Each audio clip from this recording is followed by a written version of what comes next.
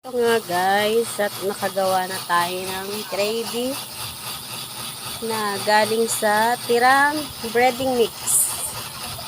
At ayan nga ay nagsaling tayo dito. Marami yung nagawa ko niyan guys. Eksaktong-eksakto dito sa malalaking chicken na to. At nakikita nyo naman guys, ang lalaki. Yan ang ulam namin ngayon. At para na rin maging matatalino lalo ang aking mga anak. Nga naman guys, nakita nyo naman, honor yung dalawa ko, kaya iluto natin ang chicken joy.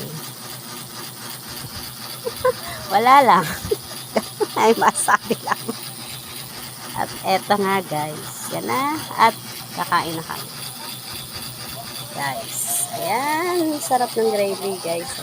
Parang gravy na rin to ng Jollibee. Bye!